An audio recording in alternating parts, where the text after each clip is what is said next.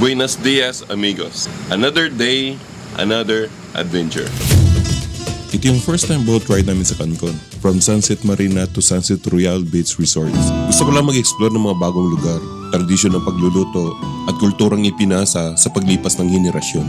At ito yung buong istorya ng pag-travel namin dito sa Cancun, Mexico.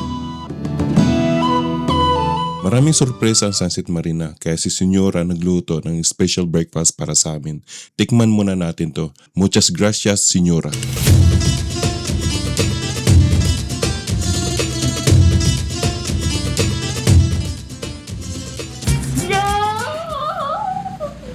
I gotta stay away.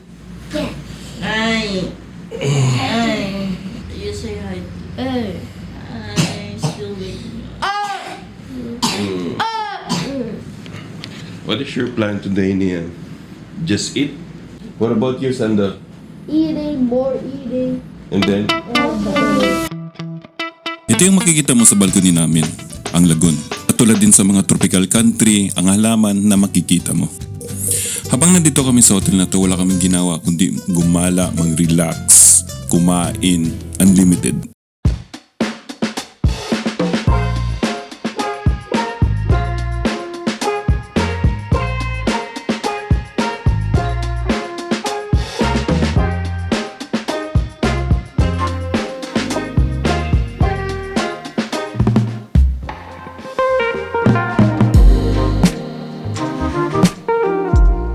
First day morning namin dito sa Cancun, Mexico. Walang itinerary, walang excursion trip. Lahat ng staff ng hotel na to busy dahil maraming dumating na turista sa araw na to. Maraming sorpresa sa breakfast nila. Pero si Senyora nagluto ng special breakfast para sa amin. So tikman muna natin to. Onion, garlic, and mushroom. At iba-iba pang herbs ang nilagay ni Senyora. At panghuli, egg tortilla. Para si Senyora ang original ng burritos. Now it's ready to serve, Senyorito. Muchas gracias, Senyora. Ito yung first bite na niluto ni Senyora para sa amin. Ito kabayan parang nasa Pilipinas ka lang. Bread toast, pancake, guava at pinirito na saging. Halos every morning ito yung kinakain ko. Guava at fried banana. Sa morning breakfast mo lang makikita to kasama ang mga salad. Marami ding turista ang may gusto nito, kaya mabilis maubos ang guava. Ito yung mga namimiss ko sa Pilipinas na mayroon dito sa Mexico, ang guava at fried banana. Kahit late kami nagising, alam namin na mayroong nagluluto para sa amin. So bababa na lang kami, kakain ng breakfast or lunch or dinner. Unlimited kabayan. Dito kami nag-stay sa Sunset Marina. Itong waiting shade na to sa likod ko, nandiyan yung nakaupo yung pamilya ko. Naghihintay kami ngayon ng boat papuntang Sunset Royal.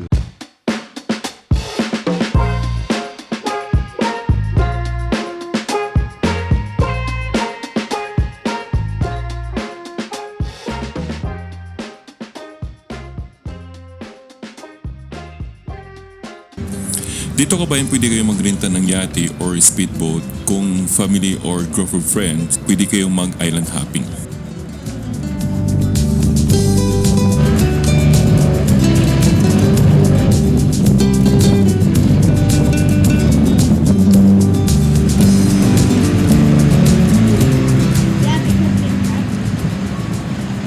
Yung jet ski na yan, kabayan sa likod ko.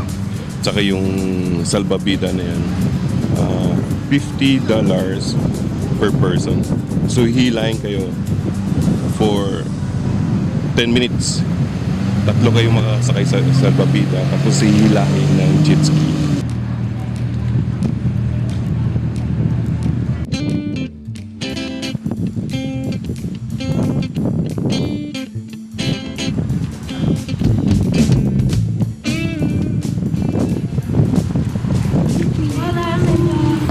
Buenos dias, senyor. Watch out, Neo. Watch your step, guys. Finally, nandito na yung boat na hinintay namin. At least na 50 minutes lang ang paghihintay namin sa kanya. Libre ang ride na to, pero bigyan mo ng tips si senyor dahil siya mag-guide or bilang isang tourist guide habang nilalakbay nyo ang dagat na to. You guys, ito. Senyor, can you drop us off? mercado? Which mercado? Before the sunset? No, not dock over there. No. That's only 10 minutes to walk. It's Oh, not no that way. Which one you can... 10 minutes to walk from Sunset World, Sunset.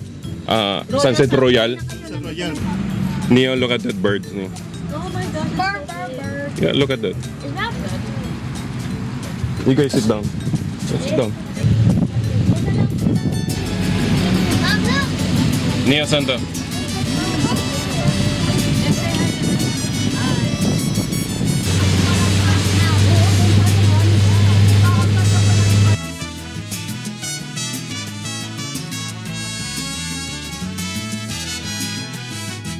This one is good compared to the bus. It takes for 20 minutes, 10 minutes to 15 minutes. Here, no traffic.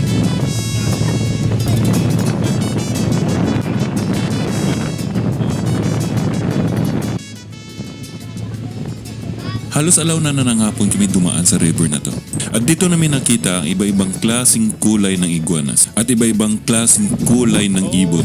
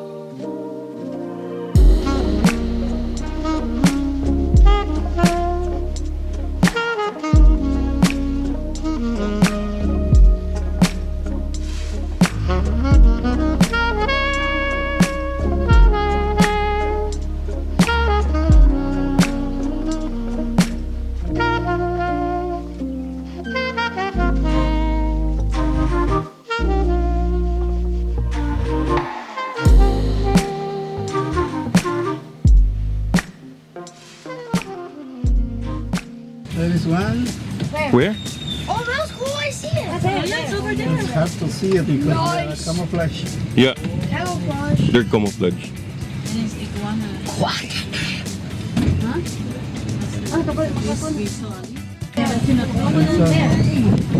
Oh my goodness. Right there. I see it. Iguana. I see it. I see Yeah. it. Yeah, I see that. Yeah, it's really good. Oh yeah, it's over there. Look how big it is. Yeah. Wow, this is super nice. It's over here. Maybe they're camouflage. The alligator. Oh, look, look, look. Right there. Look at that. You see that? I see it. Oh yeah, it's over there. Oh, that's a big one. Oh, big, big. Oh, there's a bird right there. Good. They said there's a bird right there. Ah, that's nice. Ayun pa, marami pa doon.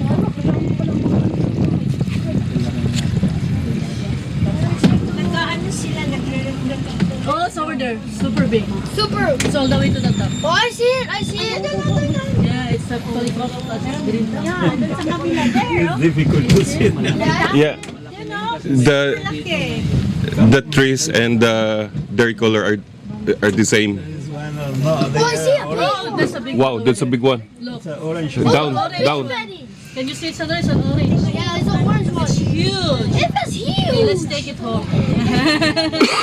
Take it home. We can catch them. See?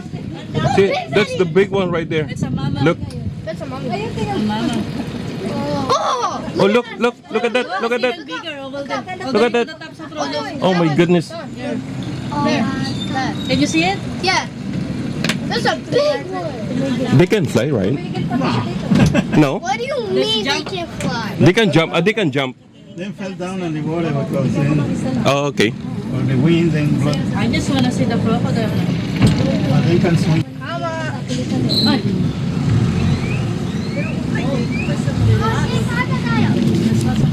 We're in the Amazon River. Yeah. What do you mean Amazon River? Amazon River, this is Amazon River. There's anaconda here. Not on this area. Far away from here. Oh, really? Yes. Oh my goodness. Yeah, Now where? Crocodile? Yeah, yeah, it's over there. I see it. Dalan? Oh my goodness. Side over there. Crocodile. Sunken. Crocodile. Hey, Dalan. Lover sunken. It's actually the side. Or. Oh my gosh, it's over there. Is that? Oh yeah, it is. What's that? They're fishing? yeah, they're fishing.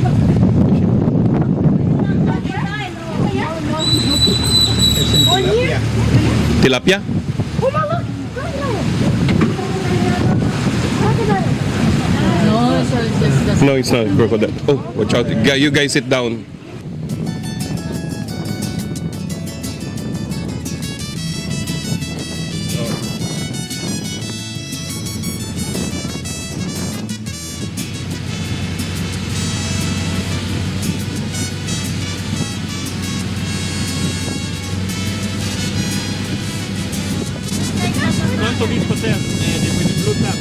So we stop right there, and then we can walk all the way over there. Mercado 28 gusto ko puntahan dahil lahat ng seafoods nandun. At yan ang tinatanong ko kay Senyor. So sabi ni Senyor, kailangan mo mag-bus ng R1 from Sunset Royal papuntang Mercado 28. So abangan nyo ang next episode, kabayan. Mercado 28.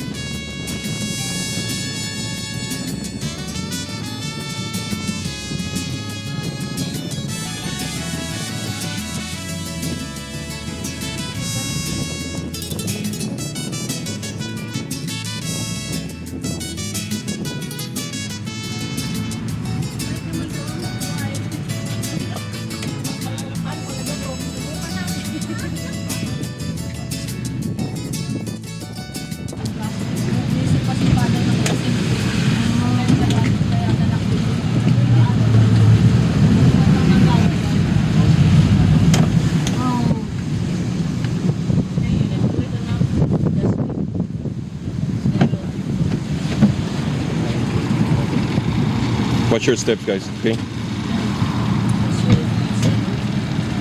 Just wait. Here, wait.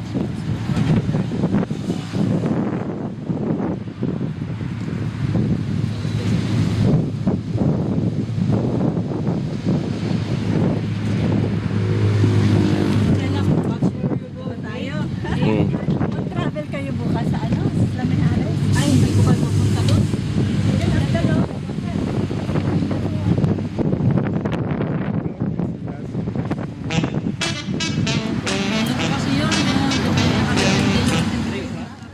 Pagdating namin ng Sunset Royal sa boat launch, maraming turista naghihintay pabalik ng Sunset Marina.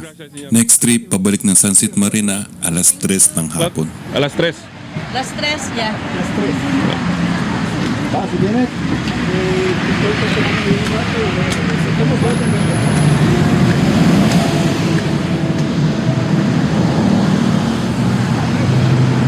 So kahapon, nandito kami oh.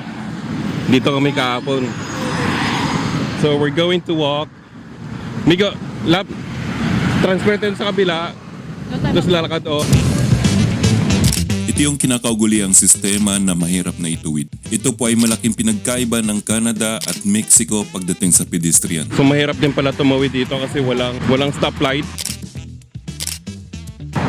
Ako magsisignal tiya, susunod ka oh. Saglit lang, wait lang. Paalala lang po sa mga parents na gusto pumunta ng Mexico na kasama yung mga bata.